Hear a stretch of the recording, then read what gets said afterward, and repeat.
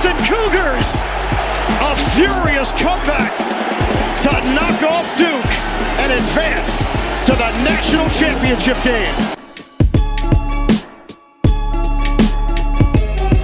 Here is Zion Chris, big hole, open sesame. Zion Chris, wow, the 72-yard house call.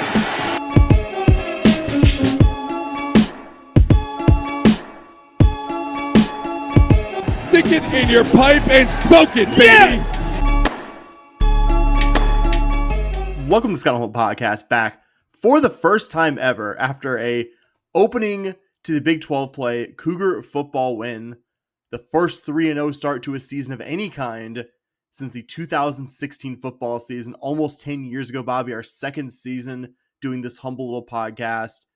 And well, I think Houston Cougar football in 2025 has a long way to go before you could start talking about things more significant than, yeah, they'll have a much better season than the last few and go to a bowl and represent a definitive right step in, towards being a good program again under Willie Fritz. I think we shouldn't take for granted the fact that I think you saw a statement win on Friday that I think we're going to talk plenty about tonight, as well as a action-packed last week of Cougar sports. We got some thoughts going into the open week for Cougar football. Going to do a little picking as well. Bobby, how you doing, friend? I'm great, man. It's once again a Tuesday night, so it is my Friday. I forgot to send you the video we send to each other every Friday or Tuesday in my case of noted British celebrity. Would you say? Celebrity not having the best week. And we won't address. I'll address why with you off the show, but not so bad that you can't mention him. Tom Skinner. And it's a great video of Mr. Tom Skinner. Cheersing everybody up. There's no better way for me to celebrate a quote unquote Friday night than a little bit of talking Cougars with you, bud.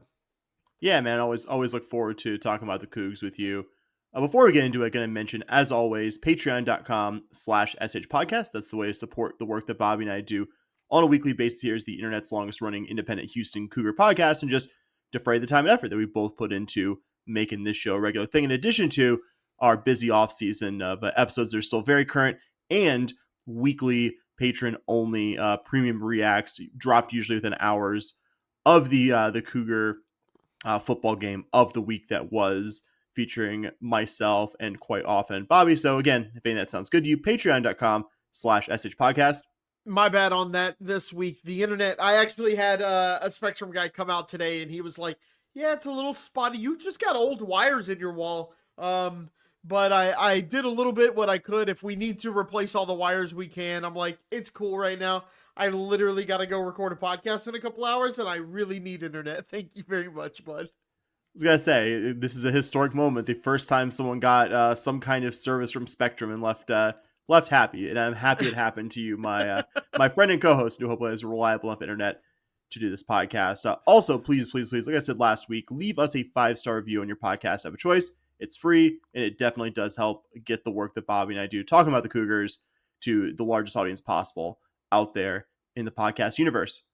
Got to lead, of course, with a game that was pretty much my leading topic of the intro. Your Houston Cougar football team last Friday night defeating the Colorado Buffaloes, opening up Big 12 play with a 36-20 decisive win in the friendly confines. My highest level 30,000-foot takeaway from this game, Bobby, is that the Cougs looked by far the better of these two teams for all but, we'll say, about the back half of the second quarter, which did end up with CU having 2 long touchdown drives and cutting that halftime lead to 2 when the teams went to the locker room. But you look at this game as a whole, the Cougars were the better team by far at the start, the better team by magnitudes out of the locker room in the third quarter, and certainly when it came time to putting this game away in the fourth. It was your best offensive effort of the young season against your toughest test to this point, in a defensive performance with way more positives than negatives. Bobby, what are your biggest picture thoughts after Friday night's win? And whenever you were done with that, let's hear your overlooked play of the game from this one over the Buffs. Yeah, man. I think the 30,000-foot view is you're halfway to what I would say was the goal this year, is a bowl game. It does look like the team is starting to come together. You know, the big thing that I think we kind of wanted to see was progress game on game and things looking more and more quote unquote stable, I guess you could say. And I think we're certainly seeing that from the Cougs right now. And then overlooked play. This is going to kind of seem odd because you could make an argument that it's not even a play at all. But we're in avant-garde 3 games, and I fucking love it, bud. It happened right after the Cougs' first touchdown to go up 10-0. It really felt like a moment. You know, Colorado had that good first drive. It ended in a punt for them, but they moved the ball. They got about 50 yards. They kind of moved the ball. The Cougs kind of stood on their head, got the stop. But the second drive for Colorado was a 3-and-out, and you were kind of wondering what's this Cougar defense going to look like going forward. And the play, quote unquote, is coming out of the timeout after the kickoff. Everyone's coming in. Colorado takes an inexplicable 5-yard delay game penalty. Like, you're coming out of the kickoff. You should have a play ready to go. The commentators, it was kind of funny. We're trying to kind of cover for Deion and the team there. What? And they were just like, you know, in college, it's a little weird. It's a 25-second play call after. I don't know if you remember that, but you're just watching. Oh, I do. I remember exactly. I remember exactly the play and exactly the commentators. But, like, you cannot take a delay of game there. It puts you in a 1st and 15. Cougs get the stop. I'm pretty sure I was an irresponsible podcaster here and didn't pull up the box score or anything for this game before we started recording, but I'm pretty sure they went 3-and-out there. Cougs go down, score again. They did. I'm 100% certain of that, and you will know why here in a sec. But they go 3-and-out. If that delay game doesn't happen, I'm not saying that the Cougs don't get it, but that definitely puts you behind the chains if you're Colorado. It makes it very much a situation where you're probably going to have to pass on first down, maybe run, and you can catch the Cougs sleeping, but more than likely, your first down play that you called coming out of that kickoff and the scoring play by the Cougs, coming out of that, you basically have to throw away what your plan was in that drive. So, again, it's not technically a play, but I think if Colorado goes down and scores there, you make it 10-7 or even 10-3, and you're going, we got a little bit of a rock fight here. Both offenses look like they're playing okay at this point. Defenses have had some good drives, some bad drives. Let's say Colorado goes down, scores there, and then they stop you.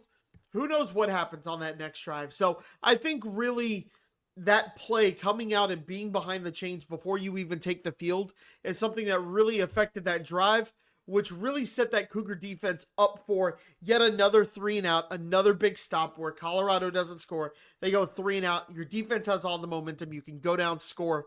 And after the Cougs score to make it 13-0, you feel pretty good at that point that your offense has scored every drive. The defense hasn't given up a point yet. You're kind of wondering, is Colorado going to score? You know, just with the way you've been playing, you felt like 2-score game made it a little bit tougher here. So that was kind of mine. Like I said, not technically a play, but it really felt like the drive and the game could have gone a much different way if the Buffaloes don't take a 5-yard penalty there. If I recall correctly, in the recap pod after we just got obliterated at K-State in 2023, we did something similar coming off a kickoff or something like that. We had a delay of game, and I think you ranted on here for 2 to 4 minutes about just how are we taking this penalty. It's inexplicable. It was very, I think I texted you that it was at the time on Friday. It was a very Holgerson era U of H penalty to take there. Not just the procedural, why did this happen, but also just at a point in the game where you really didn't want to be behind the sticks, and now you are, and it's making your life getting back into this game where you're not playing the best harder. It's an inexplicable penalty to get a delay game out of a timeout. Like, you have 25 seconds to get on the field. Hell, we saw Georgia Tech switch their entire team and kick a field goal. If you guys haven't seen that, look that up. It was a 55-yard field goal, and Georgia Tech scrambled their entire in like 13 unit. seconds. Yeah, it was. I was gonna say I couldn't remember the exact time. I knew it was well under 20 seconds. Like it's crazy. You're telling me you can't get your personnel right in this situation. Like as a Division I staff, like come on, like no way. It's almost like having a bunch of guys who haven't really coached before, but were really good in the NFL. As your, there are a lot of those on the Colorado coaching staff. Interesting enough, it's almost like that would be a thing that you might want to avoid? My overwatch play was the second of Colorado's first possession of the second half. This was immediately after that long, and probably more than even we give it credit for now, momentum shifting third quarter opening possession by the Cougar offense, where you bled a lot of clock and the offense seemed to kind of right itself after stalling out a bit in the second quarter, ended with you up 19-14. But Colorado at this point, still at a point where a touchdown drive gets the lead back and retakes the momentum they started seeming to get in the beginning of the second quarter. This was a 2nd and 8 yards to go. Colorado had a short run on the first down play. Their quarterback, Ryan Staub, takes the shotgun snap, rolls right in the open field. Carlos Allen is able to get his hand up and slightly deflect Staub's pass a bit. And you see that change the trajectory of the ball. And Akeem Williams tries to make a difficult catch, like by his feet, isn't able to do so with the ball, I think, changing a lot from Carlos Allen misdirecting it there with his hand to set up a 3rd and long, which ended up being another incomplete Ryan Staub pass. Cougars get the ball back and go on what was ultimately the touchdown drive that permanently put the Buffaloes down by 2 scores in this football game. I picked this play because you obviously, like, Carlos Allen having an excellent game isn't flying under the radar in this one. But what he did in this game was a lot more about what he did in the run defense, which you'd expect an interior defensive lineman to do. But this one might have been the most impactful play he made all night, because it got Colorado's offense off schedule at a point where if they have their 3rd touchdown drive in a row, I don't think it's unfair to say that we'd be talking about a very different football game, either a much closer U of H win or perhaps even Colorado finishing what they started in the second quarter and getting the momentum back in their sideline and winning this football game.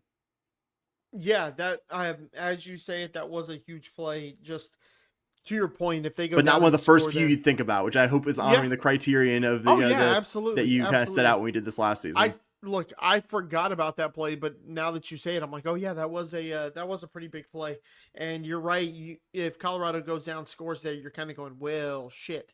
Looks like it's putting the pressure on you. Yeah, a team in which the offense isn't designed to be a shootout kind of offense. If they score there, you're kind of feeling it going, we need to stop getting field goals and we need to start getting some touchdowns. They say momentum isn't a thing, but I mean, I don't know, man. When you're talking about a game with 18 to 22-year-old mostly kids out there, you're still talking about game momentum. You're still talking about the team that has the fewer heads dropped on their sidelines really having an advantage there. These last 2 game recap episodes, we've, I think, rightly led talking about the Cougar defensive performance from the previous game. Bobby, can we take a metaphorical left turn here and lead our discussion tonight, talking about something a bit different from the win over Colorado? Yeah, man. What you want to talk about? Ethan Sanchez had quite possibly the best U of H kicking performance.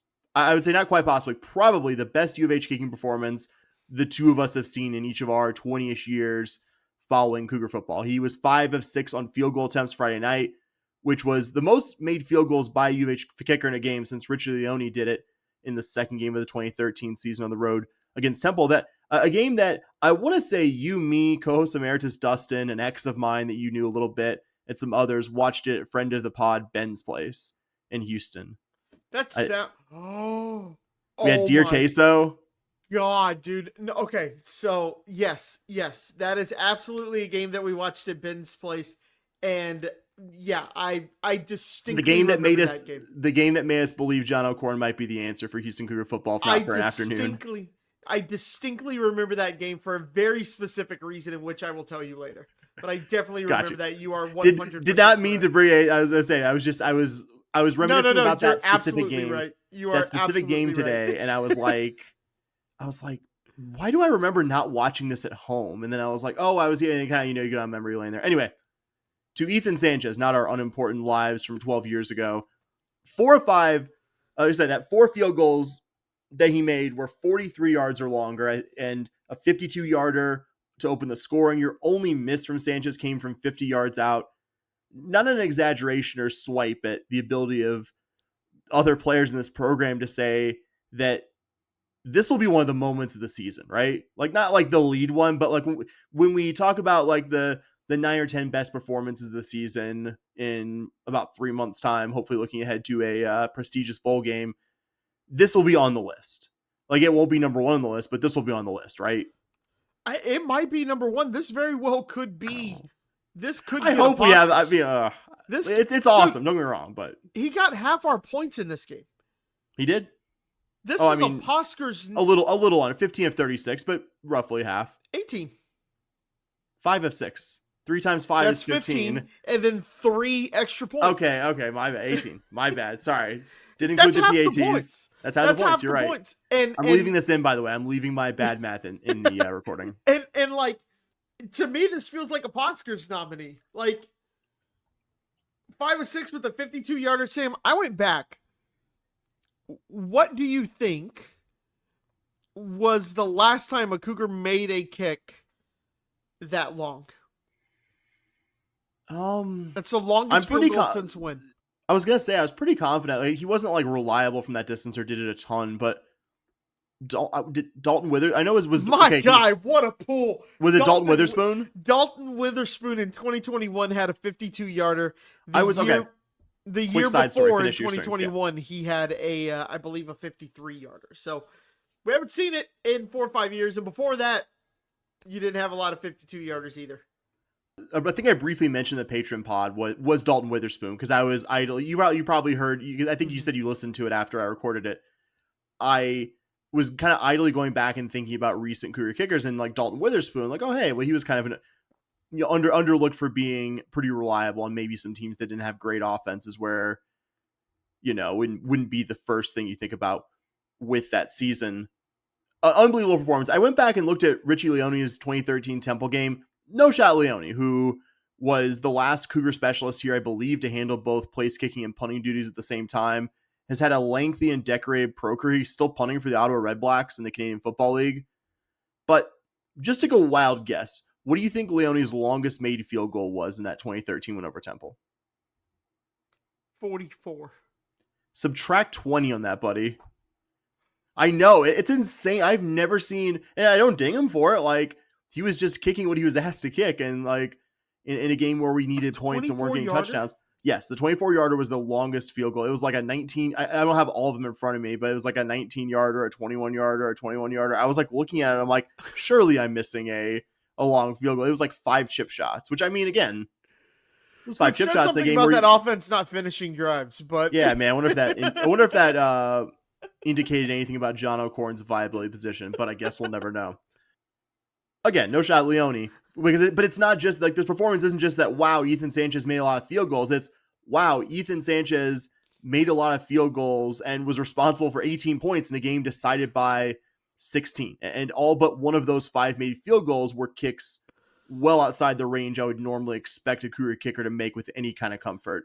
He's obviously not going to fix any hypothetical offensive or defensive issues that we don't know about that could arise over the remainder of the season, but having a reliable kicker in a season where I think we both think U of H will play a number of tighter margin games this season, that's a game changer.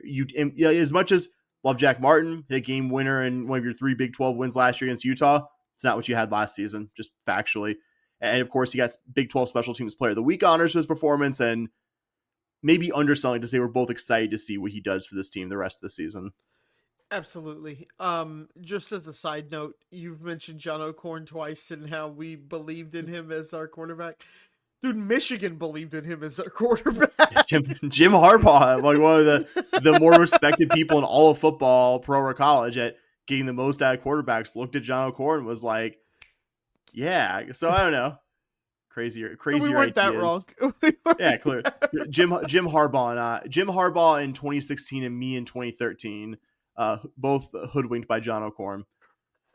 Bobby, steer this on track as I repeatedly get us off track.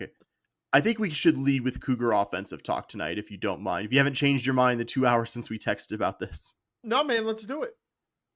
What were your biggest takeaways from this performance? A performance that was certainly the most complete one of the young season so far. Yeah, man. I think this is the offense. Like, I know that sounds weird, but, we as Houston fans are used to high-flying offenses that'll put up, 56 on you without blinking. It's what we did in the 80s, 90s. It's what we did in the mid to late aughts. It's kind of what we've always done. But and so we've never really had this kind of offense, right? I think this is exactly what Slade and Willie are looking for out of their offense.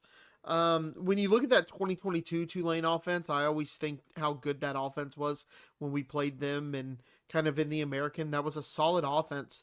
You saw Pratt average 9 yards per attempt. It's not like he was going out picking up 15 yards per attempt. He was doing 9 yards per attempt. Sam, they threw the ball 379 times in 2022 compared to 557 rushes. Now, does that account for sacks and things like that? No, but I'm sure I could find that stat. But just kind of brief looking, 379 to 557. Unmistakably says run first offense. Yeah, and guess what, Sam? It's the same thing with this Cougar offense currently. This is who they want to be. Now, I do think Wigman running 17 times is a little skewed by about 4 absolutely perfect quarterback sneaks. Beautiful. I love line up under center, pick up the one, get your quarterback to just fall forward. I think Connor did a great job of not just running forward and getting stuffed. He managed to bounce out a couple of times. He followed the guy who got the push. I think Connor executed those absolutely perfectly. The Cougs rushed for 3.9 per rush.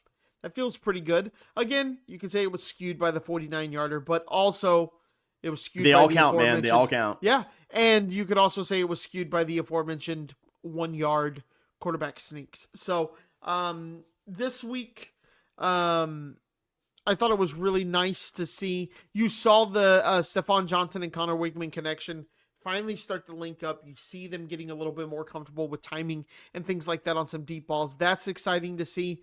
But yeah, I think you see this offense getting more and more comfortable in the system that they want to run. You see Slade kind of getting in his bag a little bit with some of the things that he's starting to run. I think this is the offense that they want. Could they be more efficient? Yeah, of course. Like, they absolutely could be a more efficient offense. I think if you were to look at SP Plus, you'd want to be a little bit more efficient. But overall, I think this offense, what we saw, is what we are going to get from this offense and what we should expect. A little bit more efficient as time goes through, but you see the play calling. This is what it has always kind of felt Willie wants to run, is this kind of offense. He's always said he's not going to be a 50-50 guy. He wants to be tough nose. And yeah, I think this offense, we expect it to put up 50. It's not going to. It's just going to be an efficient pick up 4 yards and keep the chains moving kind of offense. What magnified to me how impressive this performance was is that you went into this game, snap number 1, with a key lineman out. Dalton Merriman, your starter at right tackle in the first 2 games, was questionable in the last pregame availability reports coming in. Sounds like he dressed for warmups, but ultimately the staff decided he couldn't go for the game itself. David Ndukwe slots on the left tackle, and then in the first half suffers a really terrible looking knee injury, is carted off, and very unsurprisingly, we find out early this week it's a season-ending injury. Later on in the first half, still, Mackenzie Agnello, starting at right guard, goes down with a slightly less serious injury, but he ends up being out for the rest of the game. Jason Brooks Jr., who started at guard in the opener, but missed the Rice game as injury precaution, he's back out there starting at Agnello's place. You had, for the last 2 quarters of this game, multiple O-linemen who you weren't necessarily expecting to play in their expected spots contributing for you out there. Cedric Melton in at right tackle, taking over for a guy in David Ndukwe, who already himself was an injury replacement for Dalton Merriman, and then Jason Brooks in there for Agnello. But after some hiccups, really, I'd say mostly with Colorado targeting Melton at right tackle, for the second half, the Cougs didn't look to my eye like an offense with an offensive line that was extremely cobbled together like it actually was. You had 3 different scoring drives, 57 yards or longer, and most importantly, the first 2 of those 3 allowed this team to hold the ball for nearly all of the third quarter. That is why I leave this game most optimistic about that. Even in a game that felt like a worst case scenario, and I would define multiple O-linemen going down in the first half at or close to the worst case scenario, you know? Yeah. You still had enough of a run game to sustain multiple long scoring drives and enough in pass protection to allow Connor Wigman to have by far his best game throwing the ball down the field since he got in this program. Would obviously very much like the guys, minus and Duke Waves out for the year, who have missed some or all of this game. I'd love to have them back and healthy in a week and a half's time. We're at Oregon State. And there are probably some opposing Big 12 defenses who are going to ask tougher questions of your O-line than Colorado did. But I don't believe anyone can argue that even in not ideal circumstances like this game was, this was a better O-line performance than everything we saw last year by magnitude, save for maybe the TCU game. Like that's what's really encouraging to me. Like it seems like Wigman and the receivers are figuring stuff out. It seems like the O-line, even in not ideal circumstances, is much better, much more able to support the run game and the pass game than any of the lines the last 2 seasons. And the hope is certainly this doesn't end up being Connor Wigman's best game as a Houston Cougar when it's all said and done. But I mean, after what we saw against Rice and SFA in the previous weeks, I'm sure I could speak for a majority, if not all, of Cougar fans in saying that was a really exciting performance from Wigman. We've said it in both of the episodes with a football recap. Each of those games, we saw Wigman make at least one throw that neither of his predecessors can make. This game featured more than the last 2 games combined. Plenty of him successfully calling his own number in the run game. You had 3 different Cougar receivers with at least one reception of 21 yards or more. And after finally getting the Wigman Stephon Johnson connection going, in the latter stages against Rice, that long touchdown bomb, even though you technically didn't see a touchdown pass this week, I mean, it's hard to argue that anything besides Ethan Sanchez changed the game more positively for you offensively than the Wigman to Johnson connection. Yeah. I think that connection, like you said, we haven't seen anything like it in the last couple of years. So I'm super excited to continue to watch it grow. You see them getting more and more comfortable with each other. I can't emphasize enough. Wigman continues to be a delight in the run game. Probably shouldn't be calling his own number as an average over the remaining 9 regular season games 17 times a game. That might be a bit much wear and tear. But man, that little sidestep he did on the first touchdown run, that got me out of my seat in real time. So good. And not the first time we've seen it this season. If you'll recall, he did it on like a 12, 13-yard run for a first down against SFA, going out of bounds the SFA sideline in week 1. It's kind of like, oh, okay, this guy's got it like that, running the ball. We knew he could run it a little bit from watching some of his Texas A&M film, but I would say even if you knew that, even if you had an idea, what he's done through these first few games is surprising in a really positive way. It opens up things for you in the run game, even if, to say it for the umpteenth time, we might want to see it more like 9 or 10 times a game or 7 or 8 times a game than 17. But also, if it's working, it's working, and it was a game changer for you more often than it wasn't against Colorado. Yeah. I think you don't want to see him run 17 times. I think probably 9 or 10 is probably where you kind of want to see him. He was pretty close to that if you take out, I think it was 3 or 4 quarterback sneaks. So he's down to, what's that? If you take 3 or 4 away there, what's that? 12, 13, maybe a couple more than you probably want. But yeah, I think where you kind of want him is in that 9, 10, where it is a little, where they at least have to plan for it. Your opponents have to at least kind of plan for it. But you're not putting him on pitch count, unless it's like those broadest of circumstances. Okay, let's try not to run this guy 20 times in a game with an injury history and what have you. But also, like, this guy wants to win games. Like, this guy wants to lead this team. Like, you could see it watching the field. You could see how fired out. Like, you see guys clearly respond to Connor Wigman. Yeah, and you don't want him to you don't want to go around telling him like, oh, hey man, don't run. Like, yeah, if you see it run, the crazy take for you when you're done, by the way. The question's going to be, how many times do you call his number designed? Which I don't think they did a ton, but yeah, I think how you're going to limit his pitches and put him on that pitch count is how many times do you actually give him a designed run. That way he's not carrying it 17 times, calling his own number when he drops back to pass. What's that hot take, bud? We're just going to say, like, Case Keenum after his redshirt freshman season, obviously no critique of the 2008 and 2009 offenses. They were some of the most fun offenses I've ever watched in my life. But it was a little sad to see that they clearly, like Dana and the new regime after Browse left for Baylor, clearly told him, like, hey, like, we need you running a lot less. Like, we need you thinking about yourself as a passer. Yeah. And because he was a really fun runner, but obviously, like, probably was for the best that he wasn't getting exposed to like 10 or 15 more hits a game. Yeah, exactly. So that's my crazy take. Back in this game, Bob, do you want to hear my favorite Dean Connor stat from this one? Hit me. 22 carries, 0 yards lost. Love it. That's something the Cougar offense didn't just struggle with last season, where, I mean, quite frankly, the offense struggled with just about everything. But I would go so far as to say running the ball efficiently and effectively, aka just like not being like, oh, this running game is in danger to lose 2 to 4 yards if everything doesn't go right. Like, loses 2 to 4 yards more often than you're comfortable doing it.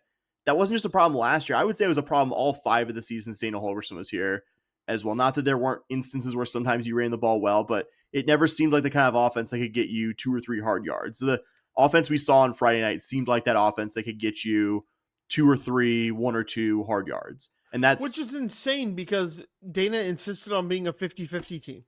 And like, man, I saw him giving a Nebraska OC interview, which I stupidly clicked, and he gave that tired line. He "I got kicked me out of the air raid club." And I'm like, yeah, he kicked you out of the air raid club because your offense fucking sucked for like 11 years in a row, man.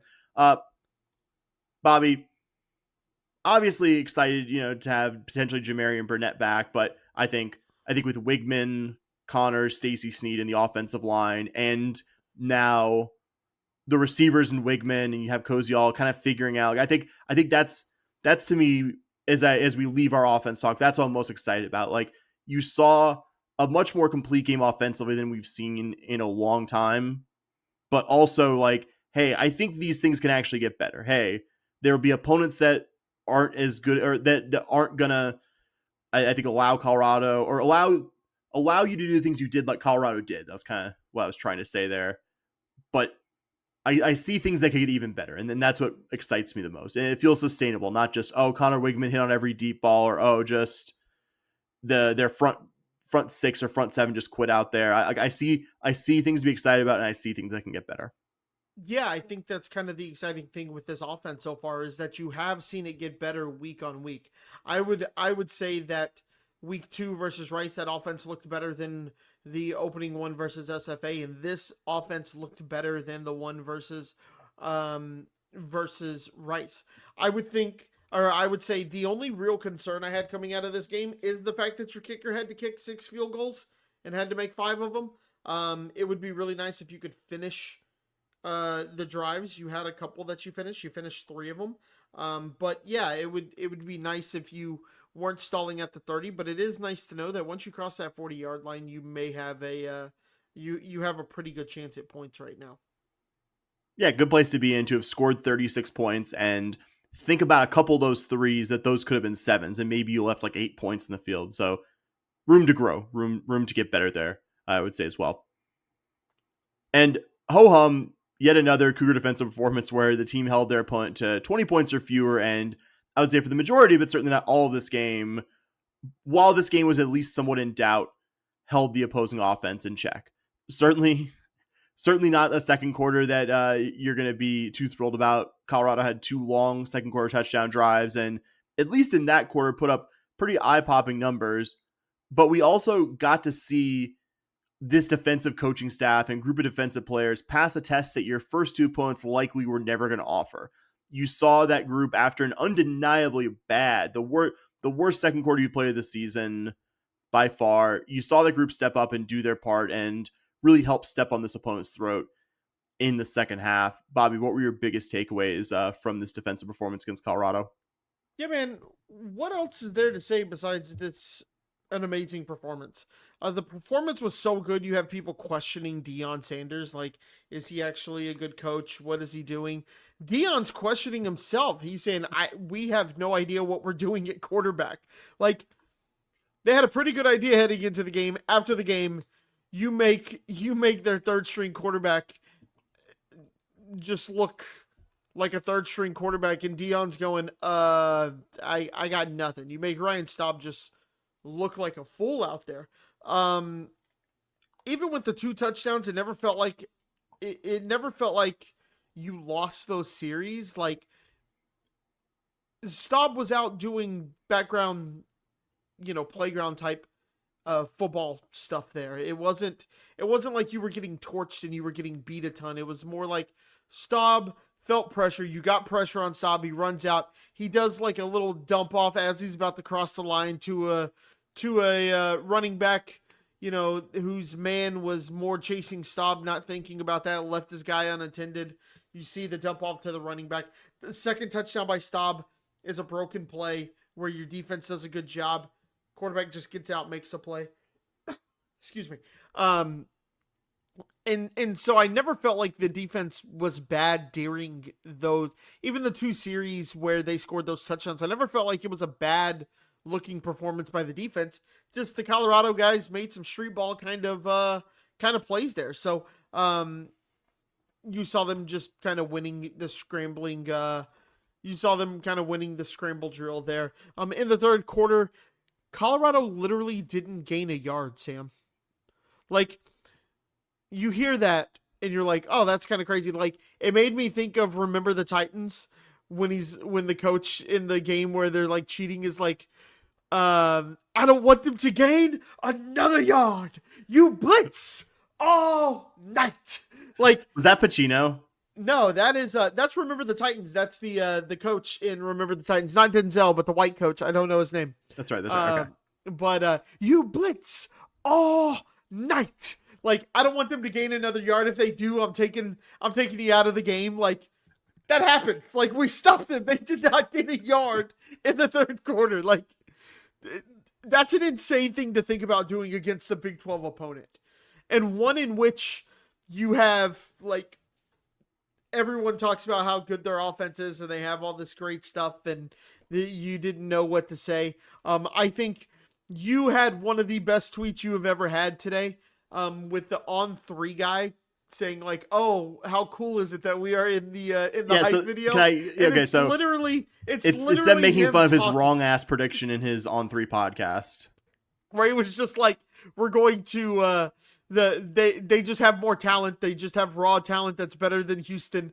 So I'm taking Colorado. I don't care who their quarterback is." And the Cougs just took him to town. I think Ryan Staub had one of the worst looking throws I've ever seen in my life. I texted you. He was being swarmed by about 4 Cougars under pressure, and he just fastballs it at his running back who's about 2 yards away, and it just hits the running back and falls. It was pure panic, and he just straight up fastballed it at his running back. That's not a hospital ball. We should call it like an urgent care ball because the guy got like a bruise on his arm. He just threw it as hard as he could at him. And I remember texting you going, that may be the funniest throw I've ever seen in my life. Because it was sheer panic. The Cougs were in the backfield all night.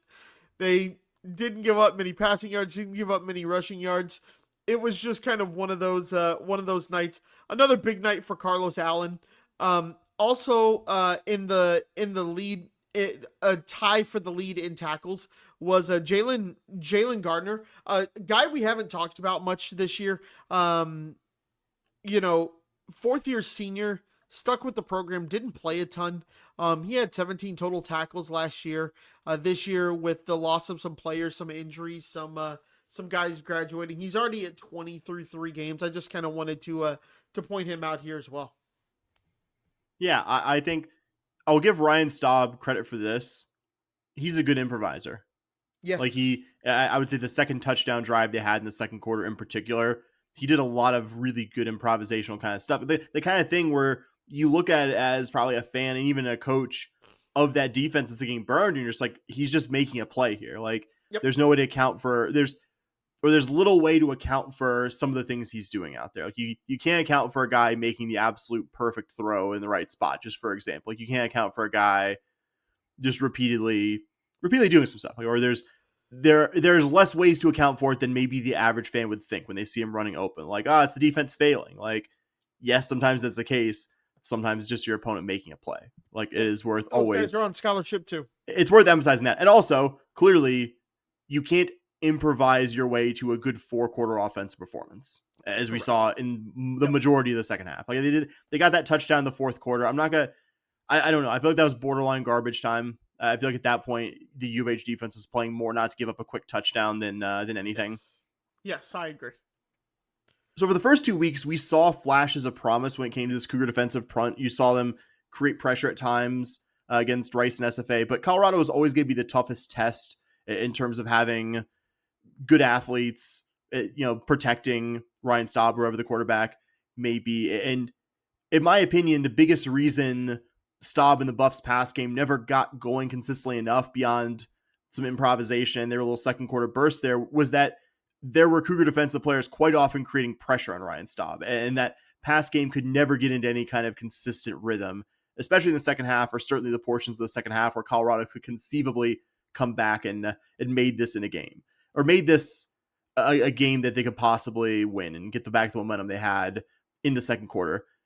Your tackling didn't look as unbelievably crisp as it did the prior 2 weeks, but it was still good. And in my opinion, that has more to do with the level of athlete on the field for this opponent than any actual tackling deficiency present with this defense. It also jumps off the screen how many different defensive players made impact plays for this defense. 6 different defensive players had 3 solo tackles on Friday night, and all of the position groups you'd think of, defensive line, linebacker, secondary, all represented among that group of 6. That stat only happens if you have a really deep group with impact players, plural, at all levels of your defense. 2 turnovers forced against an offense that hadn't turned it over once in its 2 games prior is definitely a stat worth mentioning. And even though the numbers at the end, whatever you want to look at, points, yards allowed, any of that, those aren't as eye-popping at the end of this game as they were in the first 2. I think you got to consider the level of opponent there. That the biggest statement to me that the 2025 defense, even with a new coordinator and a bunch of new faces, that we're not going to, this game is a statement to me that we're not going to see a group that is drastically or significantly less effective than last year. And this was something that you and I had hoped would be the case before the season, but didn't take as a certainty. I don't believe, once these games actually started getting played. Also, not game related, but our U of H content creator colleague Ryan Gokus did a really, really nice Sunday night interview with defensive coordinator Austin Armstrong that I would encourage Cougar fans to listen to or watch if they haven't already. I mean, you listen to 5 minutes of Bobby. He's an incredibly good communicator. You could see why the current defensive players rave about the guy, and you see how he's gotten as many high-level coaching opportunities he's gotten while still being 32, 33 years old. And I told you this after I listened to it. In my opinion, he's going to be a head coach sooner than later, though hopefully later after we have a season or 2 of good defenses from him before that happens. Yeah, I think you kind of look at that Florida team currently, and they still have a good defense, even though they lost their DC and all that. But I mean, to be fair, the guy calling it last year wasn't Armstrong for the majority of it, and he's still there. But you see the guys really want to play for Armstrong. I kind of got that vibe at the at media days as well. So, any other big defensive takeaways for you, Bobby? Let me look through my notes here real quick. No, sir, I do not have any. So since we don't have a game to preview for the coming week, figured now that we have 25% of the regular season in the books, they would each give one thing each of us believes that he has definitely learned about the 2025 Houston Cougar football team through the season to date. Bobby, what is the biggest thing that you feel like you've learned about this team in the young season? Yeah, man, sorry to repeat what I said earlier, but it is kind of the same thing. This is the offense. This is what this offense wants to be. It's what it is aiming to be.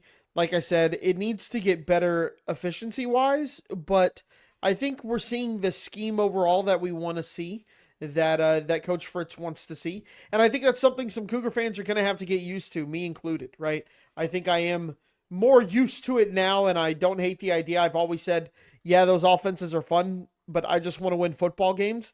I think this is going to win football games. You don't see many, real classic air raid kind of offenses anymore where you're going to put up, 70 points a game. You just don't see that much anymore.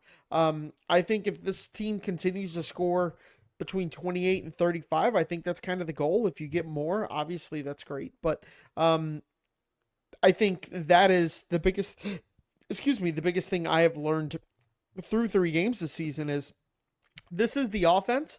I think the offensive line is much better than it was last year, and we're seeing things get better week by week. I think that's the biggest thing I wanted to see this year was if you aren't going to come out super fast, right? If you're not going to come out and put up 70 against SFA and then, 56 against Rice, get better every week. And I said this earlier, but I don't think you can argue that this offense is getting more and more comfortable throughout the week or throughout the season as we go on and on. And, kind of the second thing I've learned is this team has a chance to do something pretty good this year. I'm not saying they're going to be in Arlington for the Big 12 championship or even, go to the playoff or do anything crazy like that. But I think I texted you, when do I not sound crazy for thinking this team could win 9 games this year? Post Texas Tech game. If we beat Exactly. Texas Tech, If you beat Texas Tech, if you beat Texas Tech, I'm with you on that. If you beat Texas Tech, honestly, you can start thinking about Arlington. Like if you beat Texas Tech, Arlington's not out. You shouldn't agree with the favorite, but it should definitely start entering your mind. Yeah, but I mean, you kind of look at the schedule and you go, okay, Oregon State, there's 4. Oklahoma State, there's 5. West Virginia, probably 6. UCF, chance at 7. Now you got to pull one versus Arizona, Baylor. Maybe, maybe Baylor's not playing for anything because they've already clinched Big 12 title game. Maybe they're 7-4 at the end of a disappointing season. Also, I think both are possible.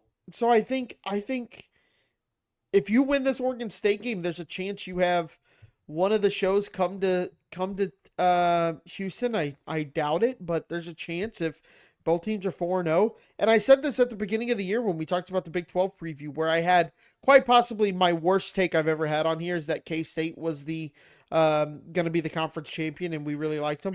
That's too. A bad take by both of us. That was a bad take by both of us. But I said Houston very well could be the underrated team in the conference. And buddy, you win this game versus Oregon State. I said it. If you beat Texas Tech, you're going into Arizona State possibly 7-0. What's the math on that? Hold on. Now I'm trying to do it real quick. 4, 5, 6, 7. You're 7-0 heading into Oregon State. You got a good chance. What I've learned is this team is, I think we wanted 6, and I think it's a little bit further ahead than I expected.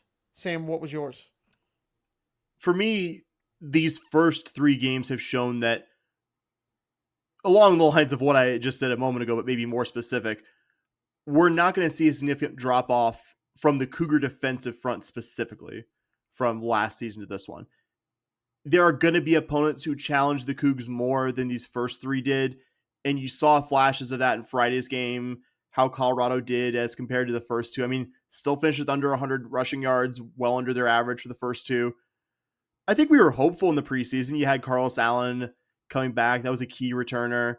But there are a ton of new faces. You graduated some key defensive front players from last year's defense like Michael Batten, Keith Cooper Jr., and Jamal Morris. You lost Anthony Holmes, the transfer portal. Not to mention you have a new defensive coordinator, new scheme that goes along with it. And clearly Carlos Allen, who was already a positive difference maker for you last year, he's a lot better than he was last year. For the second year in a row, the staff seems to have done a really good job evaluating defensive portal talent.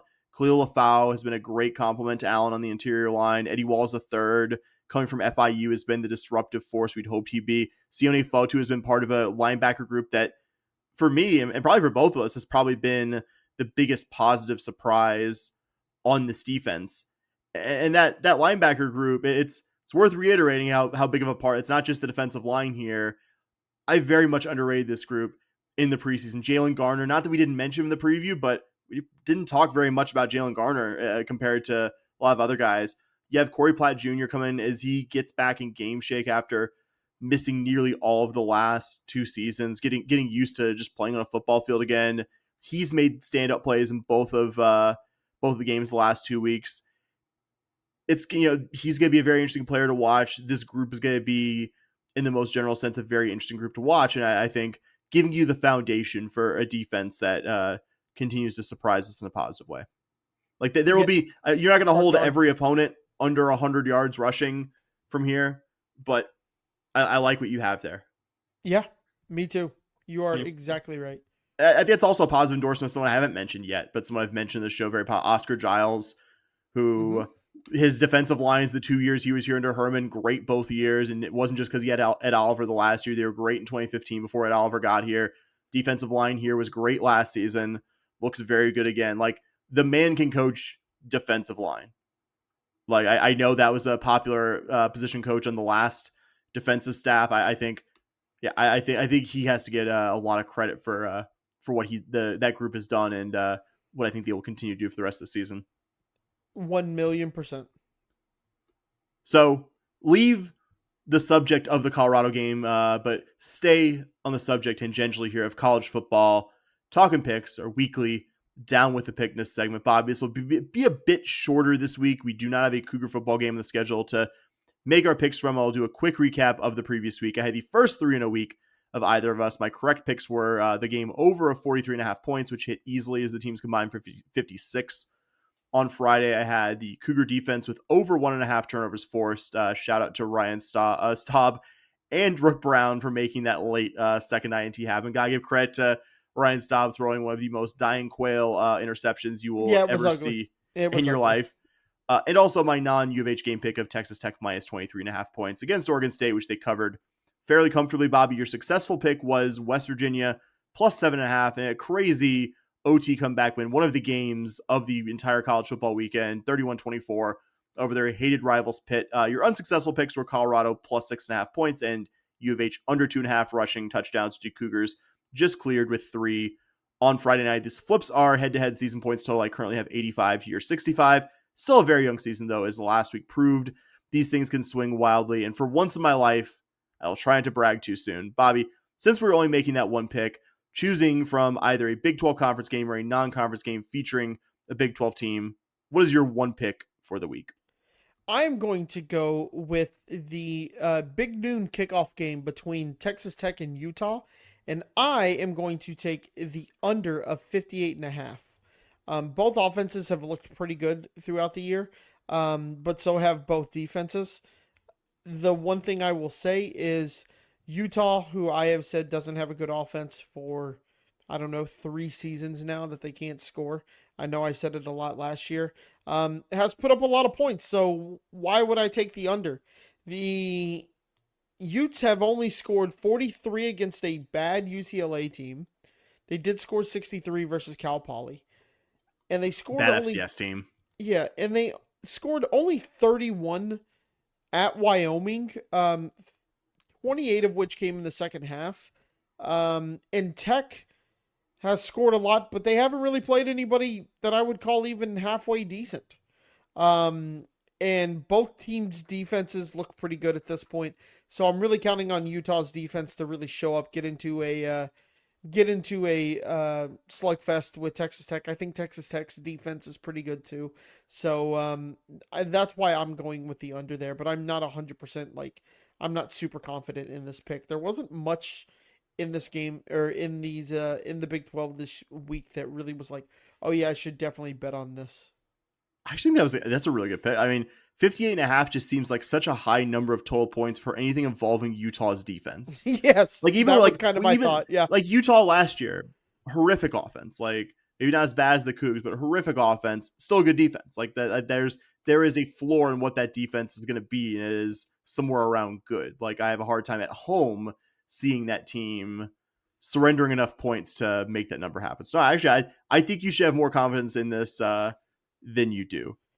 My pick is from a non-conference game involving a Big 12 team, and it so happens involving a longtime former conference mate of the Cougs. I am picking from the BYU at East Carolina game, taking the under on the total of 50.5 points. I do think the Cougs with a U will eventually win this one, but ECU is coming off a shutout of Coastal Carolina in week 1, played respectively, or actually week 2, played respectively in a week 1 loss to rival NC State. BYU's defense has looked good, but ECU will be the first team they've played this year with at least somewhat of a pulse. I think this is going to be kind of a 23-20, 23-17 kind of game. I was shocked the number that on this one was that high. I would have probably taken this down to like 46.5, 47. That's how confident I am in the 50.5 here. So my pick, BYU ECU under 50.5 points. Yeah, the only game I thought was kind of interesting spread wise that I almost bet on was TCU giving 6.5 to SMU. Yeah. That one kind of feels... I guess SMU hasn't had a great last couple weeks relatively. They choked against Baylor. They lost by 3 to Baylor. Yeah, but they choked a big lead, man. And like, there's some good fortune that got them up on Baylor in the first place. You know what I mean? Like, they didn't play bad, but you lose by 3 to Baylor. Do you think TCU is 4.5 points better than Baylor? Maybe. Yeah, TCU's been a little hot and cold. I mean, like, I don't think UNC is great, but TCU ran them off the field at their stadium. Yeah. But they looked kind of like hit or miss. Like, it was still a 3-score win, but the TCU fans I think are pretty knowledgeable about their team. We're just kind of like not really impressed with how they went out and did last week against Abilene Christian. I don't know. Like, I would have thought maybe 2.5, 3, but yeah, that's interesting. Yep. So Iron Skill, definitely one of the games to watch. Obviously Tech Utah as well. Some good matchups. I think almost an ideal weekend to not have a Cougar game to worry about. Yeah, like to see how these I think pretty tasty conference and non-conference matchups shake out. 100%. So from the non-football sports playing that we're going to talk about tonight, we will go from the Cougar team that just began its Big 12 season last week to the one just about to start their Big 12 season in the current week. That is your Houston Cougar soccer program. Before we get to the week to come, I will quickly note the Cougs closed their non-conference schedule with a 1-0 win at home last Thursday over UTRGV. Pretty similar to that frustrating 0-0 draw at SFA in the match immediately before this one. The Cougs outshot the Vaqueros by a wide margin, 19-2. UTRGV didn't have a shot on target, and the Cougs did eventually break through at the end of the first half, 44th minute, with the third goal of the season from forward Savannah Tafarei. A nice shot from just outside the penalty box after she broke down a couple UTRGV defenders. And if you're going to pick nits, you probably would have liked to have gotten more than one goal from the amount of possession and shots you ended up with. I guess the good news there is I don't believe we will see too many teams on the remaining schedule, these Big 12 opponents who are going to full-on park the bus against the Cougs like SFA and UTRGV did.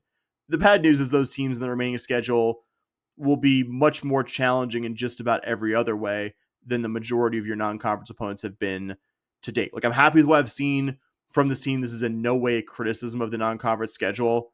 It's great that they're undefeated. You've played one team, two, UTSA. I think that'd be unfair. Like, you've played two teams that are at least half decent. Texas at home, who's not a great SEC team, but is still probably better than more Division I women's soccer teams than they aren't. And UTSA, who looks like to be one of the better defensive teams in all of college soccer. I will give them that. But this is going to be a much, much, much tougher part of the season. But Bobby, how are you generally feeling now that Cougar soccer non-conference is the books and we finally can see what Ben Williams soccer here looks like? Yeah, I think you have a lot of the same notes I did. You would like to see a few more finishes in that in the UTRGV game. It's still weird to call them UTRGV, even though it's been 5 years. They will always be Pan American to me. But yeah, I'm not panicking. I'm happy with what I've seen from the team. Again, you'd like to see a few more goals in that one, but at the end of the day, beggars and choosers, you played a lot of that game in their half. I think heading into Big 12 play, you're going to see what this team is actually built of. What am I talking about? I knew what you meant. So you'll be opening conference play next week, or excuse me, Thursday night. So probably one night or the same night as you are listening to this podcast against the Cincinnati Bearcats, who have in their young season 2 wins, 2 losses, and 4 draws from non-conference play, playing somewhat a tougher non-conference schedule than what the Cougs have played, though I wouldn't say, other than one top 25 opponent, drastically tougher than what the Cougars have seen. They haven't been a great attacking team, only 9 team goals and 8 matches played, a lot of them against teams you might expect Cincy to do a bit better against. Actually, I noticed this, Bobby, their only multi-goal scorers are 2 defenders, Faith Brering and Maddie Swingle. My main concern here is Cincy will come up and play a similar kind of game as your last 2 opponents did, SFA and UTRGV, but do it with better athletes and more ability than those 2 opponents to counterattack off of, parking the bus, but actually having some teeth going forward and maybe a better chance of catching the Cougars off guard. That's my big concern. Yeah, and especially when your your two leading scorers are defenders, you know that they can kind of come up, play out of system a little bit, and maybe draw your defenders or your midfielders just kind of out a little bit, and kind of cause some confusion running up the sides, running up the wings, or anything like that. So I think, to your point, you're playing a defensive team who, yeah, is probably going to play a lot like the teams before you, but they have people who can actually finish goals. I will say, in terms of possible opening opponents, Cincy is a gentler start to conference play than what the week after is going to present, and the 3 games coming from that for the Cougars is going to be quite difficult. But you have a good chance here to equal your entire 2024 Big 12 win total in the first week of conference play. Not a guaranteed win by any stretch. The Bearcats, under your last head coach, won both head-to-heads by multiple goals. So nobody in this roster has beaten Cincy before. And a decent chunk of them have seen the Bearcats at least once. Yep. So we'll go next to Cougar Volleyball, coming off a weekend that we knew before the season, when we took a look at the non-conference schedule, would likely be the toughest weekend of the entire season, conference or non-conference. The Cougs traveled up to Lexington, Kentucky. A lot of T's and K sounds there, Bobby. That's my excuse for butchering Lexington, Kentucky on the first take. I'll allow it. Taking on the number 3 Kentucky Wildcats and the number 14 Purdue Boilermakers. The Cougars lost both matches 3-0. Not super surprising there. We'll say in both matches you had at least one set where it was super close, so it was good to see the Cougars at least compete at times against 2 very good opponents. You also, in those matches, gave extended looks to your 2 freshman setters, Tennyson Fry and Olivia Klimas, as those 2 have mostly backed up Lottie Scully at previous points in the season, though I would say Lottie Scully still played more setter reps than anyone else in those matches. And you might think these opponents wouldn't be an ideal spot to look at freshmen, but I actually think in a low pressure spot like this, where you're not going to get a resume ding from losing to these opponents, you want to see what these first year collegians are made out of. I don't think it's a bad spot to experiment with lineups a bit. Look for a little juice, because I think in both of these matches, the Cougs came out of the gates a bit slow. Shake up your rotation, kind of see how the athletes respond. What did you see? That was worth note from these 2 games, or 2 matches, Bobby? Yeah, man. I mean, we knew this was going to be a tough weekend headed in. I would have liked to have seen maybe a set stolen. I think I said that. You almost got it in the second set, but Sam, it's just an old-fashioned butt whipping. It's, we talk a lot about with football is like you can't garner much from playing bad teams. You don't answer many questions. I mean, was there a question in our mind that this team was going to compete with Kentucky and Purdue? Probably not. So I like playing the tougher competition. You learn a little bit, but it's kind of one of those things where they just are better than you by quite a bit, and it just kind of happens. And it's a great place to, it's a great way to determine where you fall in the hierarchy. You've learned that you're not a Final Four team. You're probably a tournament team, right? And you're gonna be annoying to the big programs. They're gonna play you. You're gonna play them 3 games, and you might compete once. But it's just an old-fashioned butt whipping, man. And sometimes those happen. Yeah, this is only a disappointing weekend to you if you thought U of H for some reason was a top 20 team based on what you've seen the first 2 weekends. And again, I'm with you. I think this is at or around a tournament team. Didn't think, especially with the majority of players either playing their first year in college or their first year with the Cougar program, that you were going to gel that quickly to immediately be a top 25 team out of the box. I don't think that was realistic. But I mean, to this point in the season, 5-3, 6-2 is basically where you expect it to be. So I think, in the most general sense, still feeling pretty good there. I agree 100%. I think ideally your non-conference schedule is such that, unless you're the kind of team that loses very few volleyball games, like unless you're Nebraska, Pitt, the Horns, etc., you probably want your non-conference schedule to be a nice balance of teams you can beat easily and experiment against, teams that are going to be around your level that you have to play a good volleyball game to win, and then a teams that you're going to have to play perfect against, teams that will remind you maybe after a run of like winning a lot and really dominating opponents that, hey, like there are still some things you need to work on, a team that will expose your flaws to some degree, because this is the time of year when you need your flaws exposed. This is the time of year where you need to know what you need to work on going into is always a very difficult Big 12 slate of games. I agree wholeheartedly. Up next, the Cougars will be back in the friendly confines of the Fertitta Center, hosting the Cougar Challenge against a much more manageable field of opponents than the prior weekend. Starting Friday, running through Sunday, 3 opponents, as I said. Liberty, who's definitely the most challenging trio of this opponent. They have a 9-1 overall record coming in with a win over Rutgers among those 9. Not many tough opponents, though, and Rutgers probably doesn't qualify either in those 9 wins. Rutgers is just in a conference with other good volleyball programs. Exactly. That's the best you could say. That's exactly that. what I looked up to. Yeah, their one loss came to another Big 12 program who was picked below the Cougs in the preseason. I think they'll offer you a lot more than the next 2 opponents. I don't think you can play an imperfect volleyball match and expect to not sweat here, but I also think this is one the Cougs should win pretty comfortably. So you're making a funny look at me. Did I mess something up factually here? No, I'm on the McNeese schedule, and they are showing that they play Liberty on Friday as well at 11 a.m. Liberty doing... Oh, because... Liberty's probably doing a travel day on Sunday. Yeah, they're probably... Yeah. If I had to guess, my travel nerd here, I would guess they're going IAH to Atlanta... to whatever the closest that just threw me Mid-Atlantic off. Airport is to Lynchburg. I didn't notice it earlier, and I just have their schedule up to be like, hey, who did they actually win and lose to while we're talking about it? But yeah. I noticed that actually when I was looking at Liberty's schedule when I was doing these notes earlier today. So, sorry to take us off there. No, you're good, because there's not really much to say. North Alabama and at McNeese, the final 2 opponents are 2 opponents that you should beat, experiment against, and probably not drop a set when it's all said and done. Yeah, if you want to be the tournament team that, Sam and I think you are, you probably should go 3-0 this weekend.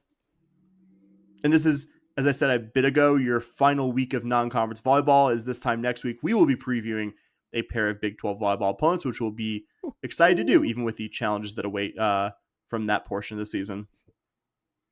Can't wait. Couple quick updates before we go. Not a full tennis corner because it's fall season, and other than athletes being able to potentially qualify for the NCAA individual championships, it's basically a warm-up season for the spring, not unlike what you see in college golf. But we'll note the Cougars were out in Corpus Christi last Friday and Saturday to compete in the Jack Frederick Memorial Open, hosted the Thomas J. Henry, yes, TV injury lawyer, Thomas J. Henry Tennis Center in Corpus. A&M Corpus was the host, and the teams competing were an assortment of the usual D1, D2 regional programs, UTSA, UIW, A&M Kingsville, obviously A&M Corpus, and a couple of others I'm probably forgetting. And not really a whole ton you could take away given the level of opponent, but Cougs only lost 1 doubles and 1 singles match for the entirety of the 2 days. And probably my biggest positive takeaway was Lisa Morsova being back out there competing in singles both days after missing a good chunk of the last spring season and the majority of last fall with various injuries. Morsova only dropped 8 games total in the 4 sets she played, which is a nice weekend of work after a long collegiate competitive layoff. And the Cougs will be back in action Friday through Sunday. A little bit closer to home, they'll be competing at the Rice Invite this coming weekend. You look like you're about to say something. No. I think it's great. When I'm talking golf, I love these fall events because there's not as much pressure, but you definitely see people coming back from injury and what they might look like. And you also get to see what the coach thinks of the team, who they're sending, who they're not. How's that person doing? Are they trying to find their doubles pairings, right? For tennis, are they trying to figure out who's their 3 and their 4? How do you strategically do that? You kind of see that with the golf side as well. We talked about it last week where who's their 4th, who's their 5th, who's going to be this guy, So it's really these fall events, while they aren't for, records or anything like that, they are super important and can tell you a lot about what the coach thinks of the team and what you can expect the season coming up from the team. I was glad I will be locked in on the ITA events, which those are what feeds into who qualifies for the NCAA championships. Like last year, you had a decent candidate to go far in that, and she did in Santos Strombaja. I think top to bottom, this is a better team, a much more experienced team than last year's team. But I don't know if you have a clear candidate who can make a run at an event like that, as you did with Santa last year. But also, I think not impossible that there is a singles or doubles pairing that ends up doing a bit better than expected come the events that actually count towards going to NCAA individuals. It kind of feels like where women's golf was. I think it was last year where, or not last year, the year before, where you are talking like, okay, sure, the top flighted player isn't as good as the previous top flighted player, but the bottom player is infinitely better than you kind of compress everything, and now you have less of a difference between the top and the bottom. Yeah, that was my optimist case for Cougar tennis taking a step forward from this past season to the one to come, is that you had some athletes competing, like in Valeria Crotina's case, her first season against Big 12 opponents, she has a winning singles record, which I think is really impressive. I think that's only trending in one direction. And Sophie Skoten, even though she competed 2 seasons ago, wasn't especially good 2 seasons ago, last season was one of your best singles players. Like there's stuff to build on there, and I'm excited for it. And I think the golf comparison definitely works here. And last but not least, cross country had solid results for both the men's and women's teams as they competed up in College Station at the Texas A&M Invitational. Last Friday, both of your teams finished in 4th place, each one ahead of multiple Division I opponents. In the women's case, ahead of Big 12 foe TCU. Each team kind of took an interesting opposite path to how they got their 4th place finishes. The men got largely on the strength of super freshman Zach Miller, who finished 6th among all competitors and 5th among attached collegians, and was the top freshman, top underclassman period finisher in this race. Also, junior Patrick Flowers and sophomore Caden Thurman finished in the top 25 out of 140-something total competitors on the women's side. They didn't have anyone finish as high as Miller did for the men, but 5 of the 7 runners participating were in the top 32, again, out of 130, 140-something runners. And you had freshman Addison Height and sophomore Cadence Patterson, your top finishers at 15th and 16th, respectively, which I think is a pretty impressive number. Like this is still, you're talking top 10% of all competitors out there on the course in College Station. So I think I've seen enough to say Zach Miller could be our best distance runner here post Brian Barraza, which I know is a lot to say after 2 races. And I think that's not as good. That's not me saying as good as Brian Barraza. It's best since Brian Barraza. I think there's still some distance between what you can extrapolate off a couple of freshman year races and a guy who was one of the best in the country in the steeplechase by the time he was done with his collegiate career. But it's the most encouraging individual results we've seen from a distance runner in many, many years of doing this podcast. And I'm not saying the women's result wasn't notable. I mean, I'm not trying to sound like dismissive, but finishing better than any Big 12 program has been a challenge specifically for U of H and kind of the distance and cross country kind of things here. But I really like Zach Miller really is an athlete to watch from a sport and a track discipline that we really haven't had much reason to talk about over the years. And so I found in an episode where maybe we didn't have as much football talk, an excuse to kind of shoehorn it in and talk a little Cougar distance running, something we have not talked about very much over these years of doing the show. Yeah, man, it's always good to see Cougars perform well. And, the other really good thing is it gives you hope for this athletic program. You're bringing in high quality freshmen. You see it in a bunch of different sports. It's just another sport that you are seeing. You're seeing the beatings we took the first couple of years in the Big 12 kind of starting to pay off. And I mean, we've seen in other track disciplines where like we talked about the decathlon last season. Like that was not an event we talked about previously. Like there have been events, the high jump. The high jump wasn't what we talked about the first 6-7 seasons covering this program. Mm-hmm. Like it's always going. I think that's the cool thing about track. Like there is so much of it, and it's cool to see this program find a way to potentially excel or take a step forward in an area that maybe wasn't its strength previously. 100%. And that's it for us tonight, Bobby. A svelte 70-ish minutes of this podcast. Take us home, pal. All right, well, that is it for this week. We want to thank you so much for listening and giving us a reprieve from our lives to talk Cougar sports and for you guys to actually listen. If you have any feedback for us, please find us on social media, SH Podcasts on Twitter, or on Blue Sky. You can find us podcast.bsky.social. If you have sworn off all of your social media, good for you. I'm proud of you. Especially if it was like a New Year's resolution and you're still sticking to it. Way to go. You can email us at shpodcast@gmail.com. Another way to give us feedback is to pay us to listen to you. And that is by going to the Patreon and visiting SH Podcast on Patreon. So patreon.com/SH Podcast. Just, Sam, they always say any time could be someone's first time listening to the podcast. Guys, it is pod, PAWDCAST, pod, because it's a cougar paw. So you guys get it. I don't need to explain it much further, but that is PAWDCAST. That is the podcast. You can find us on social media, email, Patreon. Sam, I think that's it. What do we always say, bud? Go Cougs. All right. Go Cougs!